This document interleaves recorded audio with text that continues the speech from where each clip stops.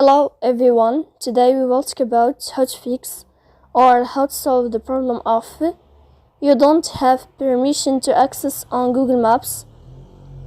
You will click on settings. In this page you can click on apps, default apps, app settings.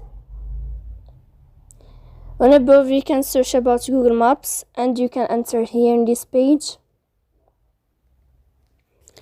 Then you can click on first stop and you can click OK. After that you'll enter to the window of storage. Here you can click clear cache. Don't click clear data because that can delete your account.